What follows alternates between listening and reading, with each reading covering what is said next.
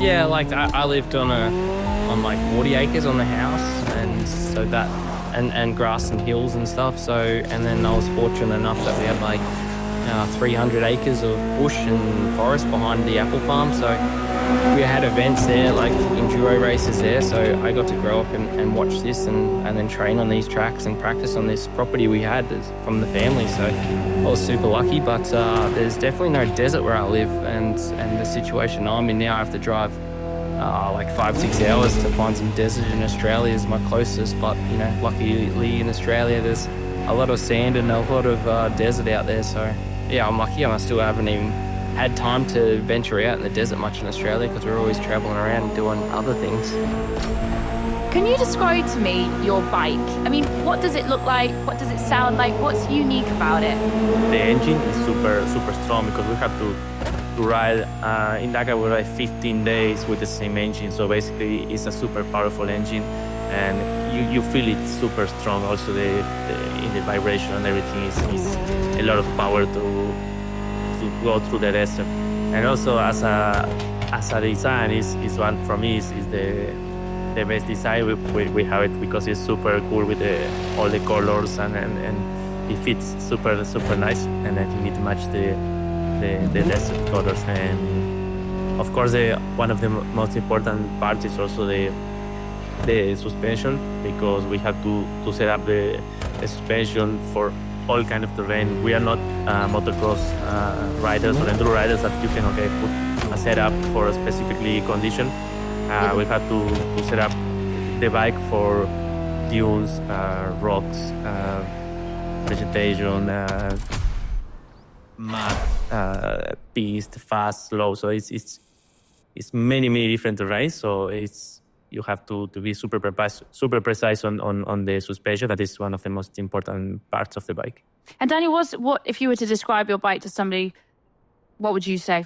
It's we'll start off with the exhaust pipe, because that's what's getting the most beaten up all day. Is the throttle stuck on pretty much all day through the desert, and it's just popping through the dunes, barking through the dunes like an angry dog. So it's really cool. It's a straight through exhaust. It's not like your normal motocross bike where the exhaust comes sort of across the middle of the bike. This one goes under the frame and then down low and then comes up and hangs out the back right near the rear fuel tank. So it's straight through. There's no baffles in there, no filters. It's just straight loud noise. So that's really cool. But yeah, we have one other thing that's with our bike that's pretty easy to see that's different to any other motorbike is a navigation tower on the front. We have a digital roadbook on the front, so that's how we navigate through the desert. And it's like a windshield on the front, like a MotoGP bike.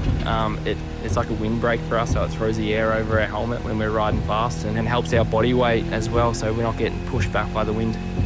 I think that's one of the most impressive things, you know. I went to the Dakar and we were in the bivouac, and this was like probably 2-3 years ago now, and I could not believe that they had like manual road bike maps. So it was like giving the instructions of where you had to go, but it was on like a roll of paper or something. And I was watching the guys do that, and it was one of the most impressive things that this was kind of like a manual road map, right, a road book as to where you were going. Yeah, so that's this year they've just changed the system. So now for us riders, it's gone to the digital, and before was the paper. So we just got a big paper scroll in the morning, and yeah, we had to shove this in the front of the bike. Can you tell somebody, explain it for someone who would be riding your bike in the game, like just how difficult is it when you're following the pace notes, you're trying to find your waypoint, it might be getting dark by this point, and what's that like as a rider when you're getting so far into the rally and you maybe lose your way for a second?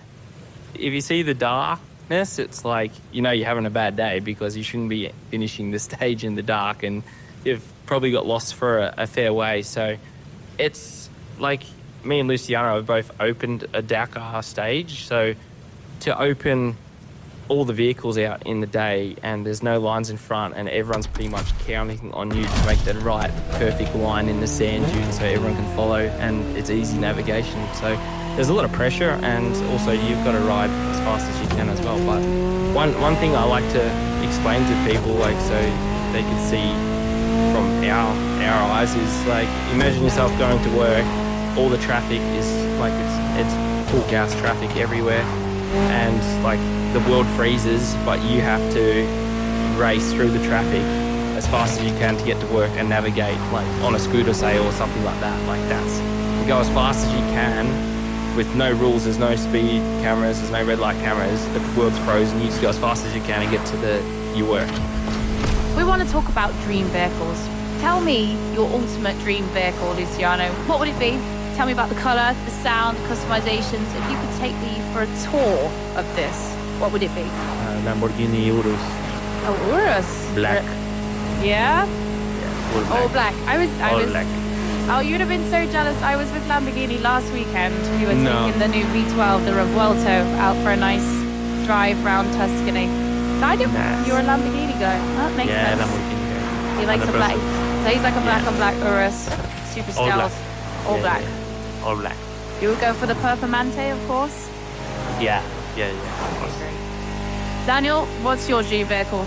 My dream vehicle would be a bulldozer with a bike rack on the back, so I could make as many tracks in the bush and make some sick tracks, and then unload the bike off the back and just ride it, free ride and do some stuff. I literally thought of that on the spot because I didn't even think of a dream vehicle until then. I'm like, well, it'd be good. I like sitting on machines and building tracks and jumps and stuff, so yeah, I thought that was pretty cool, because then you just drive it around wherever you can, and then infinity diesel tank, so it just keeps going. Luciano, where would you take it for us? What I would take mine? Not in the dunes. No, 100%. I don't know, probably Miami. Or Dubai. I'm Or getting, Dubai. Or Dubai. Yeah. I know what he would be doing. you know what? Just that arm and having the arm out the side, just winking and That's what I'm getting. whistling. Luciano, if I was to come to your garage at home, do you have like a prized collection of bikes? I mean, do you have all the ones that you've had from when you started riding when you were young, all the way up to the grand age of 29 that you are now? Yeah, I have we have a really cool garage with Kevin at home, and we have the first bike that I had that I rode, the Pee-wee 50, and Kevin has it was like a QR 50 or something like that, so it's super small bikes, and we have also the jersey from that moment. And then we have one little bike that we both rode together and we won the championship. And then I have my winning bike from 2019 when I was a junior world champion in rally. This one I keep at home, and also I'm waiting now for the last one from last year, the Oswana. And Kevin has the Dakar bike from 2023. And yeah, I hope it's coming a few more. And Daniel, if I was to take a wander into your garage on the like wherever you are in Australia, what would I find? A lot of everything. There's definitely a couple championship bikes. Luckily, I purchased when I won them. It was a pretty cool moment winning the first Australian outright championship on the 300 KTM two-stroke. So that's one of my favourite bikes of all time, really. And then the second one I've got there is the Husqvarna 501, which I won the international 6-day enduro outright on too. So that was one I definitely had to grab and not let the team sell. And I bought that as well. So I've pretty much got all my savings in motorbikes just for trophies. And yeah, I built up another really cool gas bike. I won a desert race on in Australia, all painted frames and factory engine and suspension in there. So that was pretty much like a bling bike build. I had a mate that had a painting business, so he offered to paint up the frame any color I wanted and all the bits. So that was a pretty cool build. It would definitely look cooler than Luciano's Lamborghini. And what color was the frame? What color did you pick? Because it was gas, I don't like a candy red, so it was like it popped pretty good. But when you put the big tank on the front for the desert, it covered it up a bit. But yeah, I painted the swing arm like I forgot the color. It was like a charcoal, a gloss thing, and yeah, the candy red paint definitely looked nice as well. You wanted to take a bite of it, and then with some race fuel in there as well, it just gets you going when you smell that in the garage too. So yeah, they're the three at the moment. We've got the rally bikes in there and a lot of beehives in there as well. That's in the garage. So sometimes when I'm spinning the honey out of the bees, they like to come in and sting me while I'm working on bikes. So they're very friendly. Yeah, I don't know how I'd feel about that if I was just sort of in my garage trying to get some stuff done and there's bees in there. I would have absolutely run for my life. That's why I don't need to lock up the bikes. I got them as security guards, so no one goes in when there's bees around, trust me. Yeah, I'm not surprised. What are some of the scariest tricks or stunts that you guys have tried? Are we dropping off big jeans? Yeah, I did one massive one time. It was the craziest jump I ever did in my life. I didn't want to jump, I just missed a dune. I was thinking it was flat on the other side, so I arrived super fast going up, and then I was too much motivated because I saw a helicopter, and then suddenly the dune was cut like, I don't know, 10 meters or something, and then it was like a big drop, and then again another one, and then flat again. That's crazy. When I was there, I said, it's game over for sure. I'm out. That's crazy. And yeah, luckily I land super hard, but didn't crash. Like I just landed and get stuck in the next dune. Oh my god. Hit my helmet with the tower. I remember I had pain in my neck for the rest of the Dakar, my wrist, my knees, my back, everything, but I didn't broke. Nothing. So it was quite spectacular, and I wish I get this video. I don't know, but no. Yeah. Doesn't count if it's not a video. Yeah. I should have pop in here and just say to the listeners, I mean, don't try any of these things at home. Like, these guys are professionals. Daniel, what's your biggest off that you've had? Probably like that road section when I smashed the elbow. That's probably one of the scariest, but wasn't really a stunt. And it wasn't really a small curb. But yeah, I've got a similar story like to Luciano. Like in the desert in these dunes, we try to read the terrain as fast as possible, and in the dunes, it's really hard to make up time. So you have to ride the limit, and reading the shape of the dunes is definitely the hardest thing, especially when the sun's directly above you. You have no reference, so you're risking it. You're playing Russian roulette with your life pretty much on these dunes if you're really pushing for the win of the Dakar and any other race with big dunes. So yeah, I got lost this one day, and then I lost like 15 minutes after having a really good day, and I was pretty angry, and I was pushing through these dunes. It was like 6, and they were all the same size, like same shape, so you could jump off them and you gauge a little bit more. Okay, these set look like okay. Must have got to the 7th one, and I've just launched off it.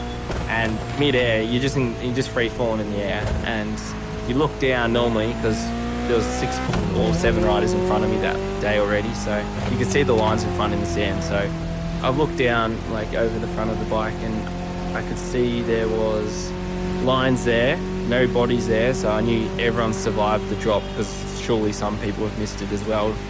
And I've seen one, like, you know those chalk lines on after the murder scenes and that? There was one of them down there.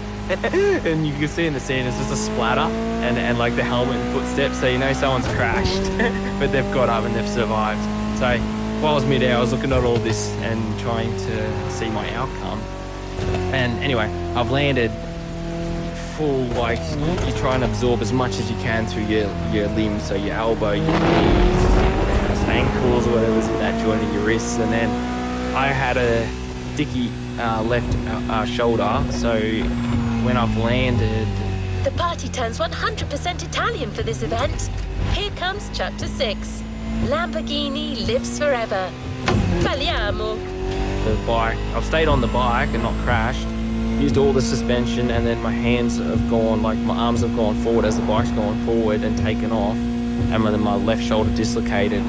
And then I rode up like 10 meters and had to like pop it back in and then continue riding because we were still like 100 k's from the finish. So that's probably one of my coolest jumps I've done.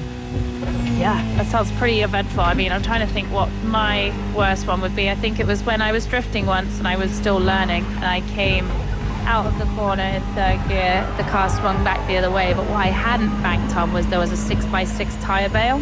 And like I have an S15 and the overhang over the back wheel is just that little bit bigger than I thought it was going to be. So I came like 60 miles an hour sideways, hit Whiplash. the 6x6 tyre bale, and oh my God, I've never